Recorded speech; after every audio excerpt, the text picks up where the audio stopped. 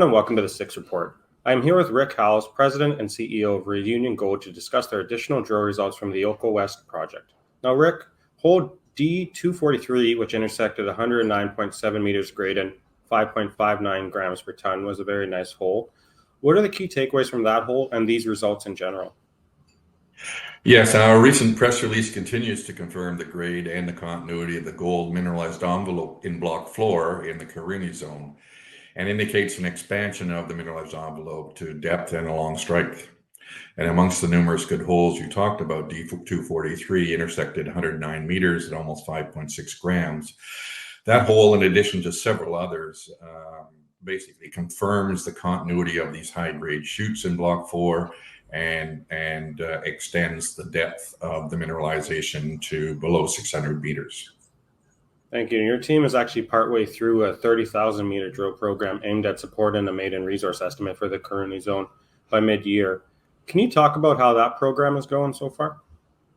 Yeah, so we're well through that program now. We're just coming to its completion, but the drilling results, as I say, confirm the 2 kilometer long strike length, but they continue to expand that mineralized envelope in the Karuni zone and extend into now blocks 1, 5, 6, and 7. So along with block 4 now, we have an over 2 kilometer strike length with mineralization down to a depth below 600 meters now.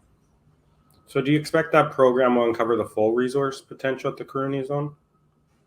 No, I think there will still be a number of zones that are still open even after we complete the 30,000 meter program, and these will continue to be drilled and will form the basis of further upside to the resource after release of the maiden resource estimate, which we plan to release in June, and will be included in future resource updates and in future technical and economic studies. Perfect. And you released some initial results from a Scout RC drill program in the western part of the project area. Are you pleased with those results, and can you explain the significance of them? Yes, we are exploring the Bryan zone to the west of the project and on our prospecting license, and we've done further geochem to identify further targets in that zone. We had to drill through a duricrust layer to sample the saprolite layer underneath, and so we had to drill 10 to 20 meter Scout RC drill holes at about 50 meter spacings along the ridges of the area in the Bryan zone. And we completed about 90% of the program now and have assays for about 30% of that program. And through just the initial results alone in this Bryan zone, we now have 4 new targets to follow up on. So through that geochem program. And we'll do that follow-up drilling sometime in Q2. Did you want to elaborate further on those targets? No, I mean they're in the north. They're in the northern and eastern part of the Bryan zone. But as I said, we only have 30% of the results back, so we anticipate even further targets from there. But they're basically high-grade gold mineralization indications, and not high-grade. We haven't drilled them yet. We'll follow up with diamond drill holes and other RC holes, deeper RC holes as well. Perfect. So overall strategy moving forward for the Oko West project? Yeah, we're advancing Oko West along the 2 tracks. The first is to advance the exploration program outside of the Karuni zone, such as the Scout RC program we just talked about, and outline additional gold mineralization from within our prospecting license.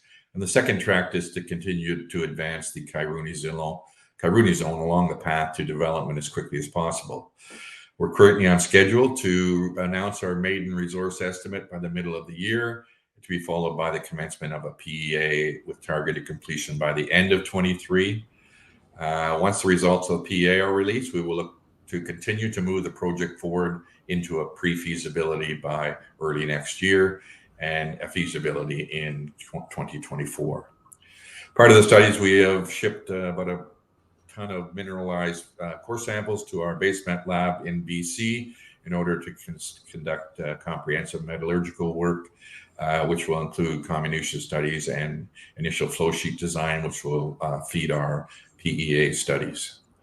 And in order to help us to move the project along, we have entered into an agreement with G Mining Services to provide us the engineering and also take us right through to construction commissioning of the project.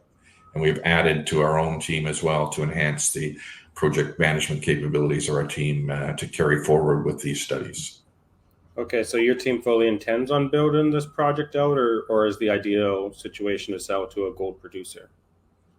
Well, we're keeping all our options open at this time to make sure we can maximize value for shareholders. Building the project ourselves is certainly one pathway to value, and the only one that we really can fully control. We have created this possibility with G Mining and with our own in-house team, but there's clearly a lot of interest from other mining companies, and we're open to consider that interest. But first, we want to advance the project sufficiently to understand its true value before we entertain discussions with other parties. Perfect. Thank you so much, Rick, for your time. Appreciate it. No problem. Thank you.